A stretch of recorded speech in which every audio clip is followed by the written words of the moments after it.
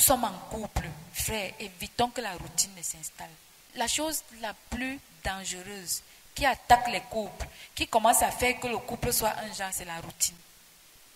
C'est-à-dire, vous vous êtes mariés depuis 15 ans, 20 ans, 30 ans, vous faites les mêmes choses. De temps en temps, surprenez votre partenaire, osez, faites des choses que vous n'avez pas l'habitude de faire.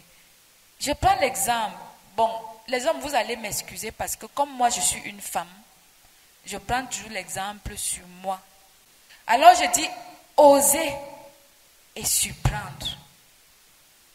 Sœur, frère, tu peux par exemple écrire des mots d'amour à ton mari, des choses qu'il n'attend pas. Tu écris les mots d'amour et puis tu mets ça peut-être derrière le miroir, les endroits qu'il fréquente, peut-être là où il prend souvent son rasoir, peut-être là où il fait souvent le sport, peut-être où il va souvent s'asseoir pour lire ses journaux, ou bien où il regarde la télé, et puis subitement, peut-être il veut prendre le rasoir, il voit un petit papier qui est écrit là.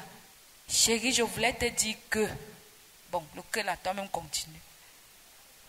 Hein? Toi-même, tu sais ce que tu as. Vous voyez, il trouve ça comme ça, il est surpris, il dit, hey. Donc, elle est restée comme ça, elle a pensé en moi. Vous voyez, ça va réveiller quelque chose en lui. Vous voyez un peu. Donc, osez et surprendre. Ne soyons pas... Vous savez, mon homme, je ne dois pas être orgueilleuse ou égocentrique avec mon homme ou ma femme.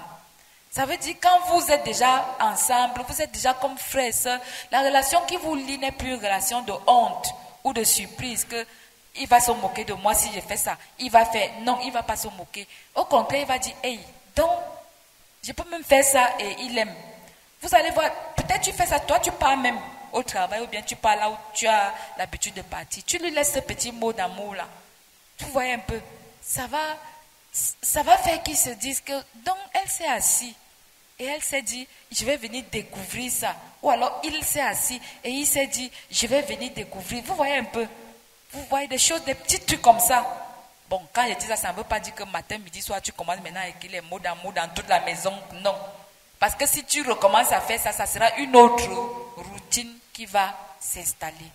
Donc, faire des petits trucs comme ça, tu prends peut-être le miroir, derrière la coiffeuse, derrière peut-être la salle de bain, le salon de derrière, je ne sais pas trop comment, je ne sais pas.